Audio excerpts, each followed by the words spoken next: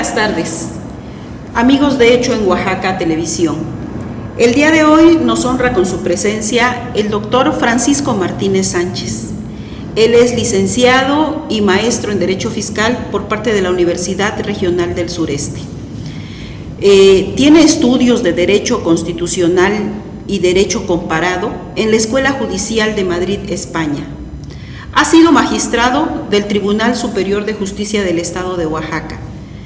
Ha sido también presidente del Tribunal Estatal Electoral de nuestro estado de Oaxaca. Fungió como director de la Facultad de Derecho y Ciencias Sociales de la Universidad Regional del Sureste. También nos ha honrado como presidente de la Junta Local de Conciliación y Arbitraje del estado de Oaxaca. Él es docente de materias diversas de Derecho Constitucional, Derecho Electoral, Amparo, Derecho Privado, en distintas instituciones de educación superior de nuestro estado, en las áreas de licenciatura y posgrado, por supuesto. Ha impartido distintas conferencias en instituciones de educación superior, tanto en el estado, en nuestro país, y también en Estados Unidos, en Austin, Texas, y en Madrid, España. Es autor de diversas obras y artículos en materia constitucional, estadual, derecho indígena y derecho electoral.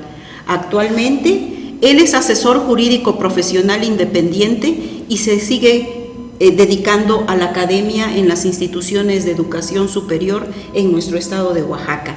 Bienvenido, doctor Francisco, un placer recibirle. Muy buenas tardes, maestra María de los Ángeles. Muchas gracias por la invitación. Muchas gracias. Y el doctor el día de hoy comenta con nosotros un tema bastante interesante en esta época actual, en esta época de pandemia que estamos viviendo. Va el doctor a abordar un tema sobre la extinción de los códigos de procedimientos civiles en el país. Doctor Francisco, quisiera, como inicio de nuestra conversación, me dijera qué opina de la evolución de los códigos de procedimientos civiles en nuestro país. Bueno, desde que México se volvió un país independiente y la primera Constitución Federal de 1824 estableció y le dio facultades a las entidades federativas en base a su soberanía estatal, sí, interior, para poder legislar en materia procesal civil, materia penal. La Constitución del 24 propiamente no establecía la facultad así muy expresa de codificar, pero sí establecía que todos los conflictos civiles, penales, debían resolverse en el interior de cada entidad federativa. De ahí se desprende esa facultad. Ya en la época de Ignacio Comonfort, cuando era presidente de la República, expidió el primer código procesal civil en el orden federal de 1857. De ahí los estados, en base a su soberanía, pues han expedido diversos códigos procesales, sí, en materia civil para poder administrar justicia, porque sabemos que los códigos civiles pues establecen derechos sustantivos, pero para poder resolver, para poder sustanciar todo, llevar todo un proceso civil, desde una demanda, de una contestación hasta llegar a una sentencia, pues es necesario los códigos procesales. Entonces cada entidad federativa ha tenido esa facultad para poder legislar. Nuestro Código Civil, el último, es de 1944, lo promulgó el general Vicente González Fernández, gobernador constitucional del estado. Le antecedió el Código Procesal Civil de 1888, que expidió el gobernador Agustín Canseco, gobernador interino constitucional. Dada la situación que hoy estamos o tenemos respecto a los códigos procesales, ¿usted considera de alguna manera que se encuentra disminuida la soberanía interior en los estados para legislar respecto de este tema de procesales, códigos procesales? Efectivamente hay una disminución de la soberanía en todas las entidades federativas. ¿Por qué? Porque originariamente los estados tenían la soberanía, tenían la facultad, tenían la atribución de legislar en materia procesal civil, materia procesal penal. pero la Federación se ha arrogado esas facultades, se los ha quitado a los estados. Primero fue el Código Procesal Penal, sí, ahora es el Código Procesal Civil. El 15 de septiembre de 2007 se hizo una adición al artículo 73, se adicionó la fracción 30, en donde establece que es facultad del Congreso de la Unión expedir la única legislación procesal civil y familiar. Por lo tanto, a partir de esa reforma, esa adición a la Constitución Federal, se le quitó a la facultad a todos los estados de la República para legislar en materia procesal civil y familiar. Una vez que se le quita, ¿qué plazo tenía la legislatura federal para emitir el Código Nacional de Procedimientos Civiles? Porque hasta este momento no lo tenemos. Bueno, conforme al artículo 4º transitorio de la reforma a la Constitución Federal, se estableció que el Congreso de la Unión tenía 180 días para expedir el Código Nacional de Procedimientos Civiles. Esos 180 días pues ya concluyeron, ya pasó ese plazo, y hasta por el momento no se ha emitido el Código Nacional de Procedimientos Civiles de la República. Entonces, todos los estados no tenemos una legislación como lo ordena el artículo 73, fracción 30. ¿Y qué pasa si no lo ha emitido en tiempo? Bueno, el problema lo resuelve el artículo 5º transitorio, que establece que los códigos procesales civiles de las entidades federativas seguirán teniendo aplicación hasta en tanto no se expida el Código Nacional de Procedimientos Civiles. De tal manera que nuestros códigos prácticamente se podría decir que ya no debían de aplicarse, porque la facultad de legislar es exclusiva del Congreso de la Unión, pero el propio transitorio permitió, bueno, sí, pero que se sigan aplicando.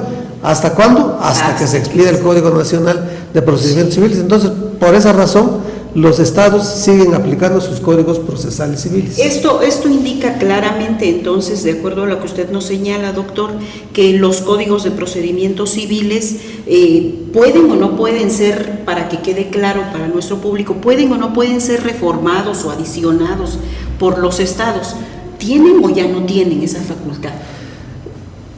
Esa facultad de reformar o adicionar los códigos procesales civiles en las entidades federativas se acabó y ya no tienen esa facultad.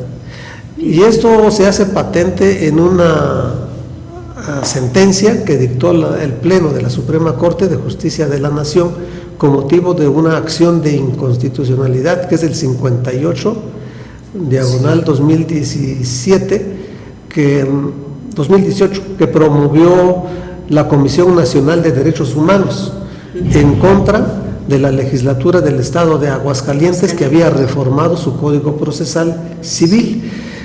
La Corte, al resolver, invalidó esa reforma procesal civil porque dijo que ya no tiene competencia las entidades federativas para poder reformar o adicionar sus códigos procesales. ¿Qué opinión le merece esto? ¿Qué opinión le merece ese criterio, doctor? Bueno, este criterio que asume la Suprema Corte pues se apega a lo que establece el 73 fracción 30.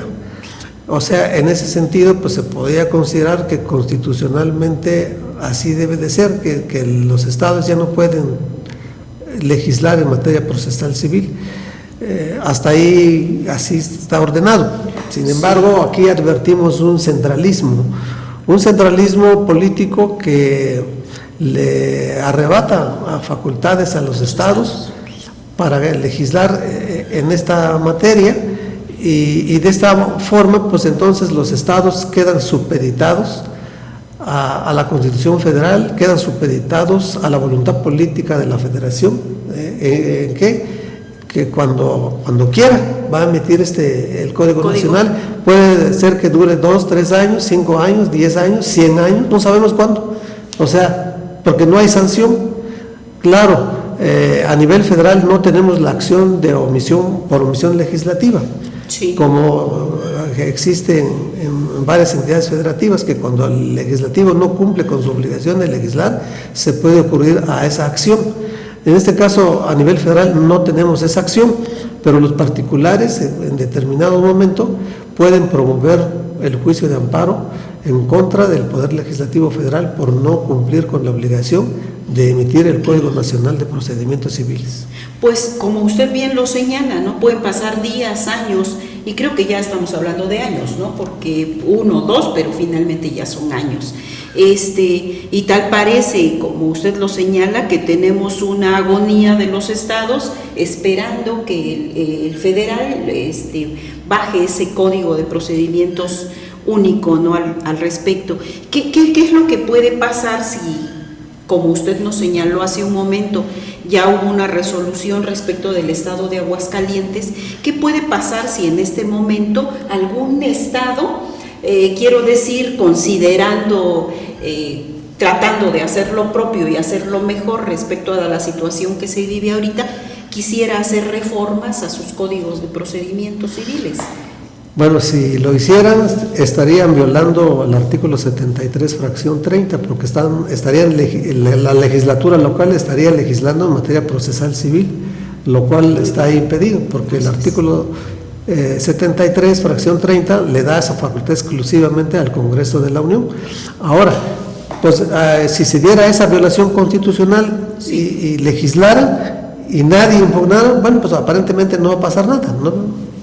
Si nadie impugna nada, pero en caso de que alguien impugnara, pues sí se va a invalidar la reforma, se va a quedar sin efecto.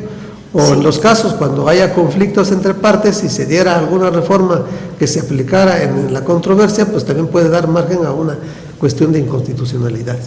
Qué importante, qué interesante lo que nos comenta el doctor, porque creo que vale la pena que tomemos en cuenta todas estas cuestiones de naturaleza técnica, normativa, que están establecidas, como bien nos lo señala, en nuestra Constitución, y a lo cual los estados tienen que acatarse, independientemente del término que tuviésemos que esperar para que el gobierno federal, emita el Código Único de Procedimientos Civiles.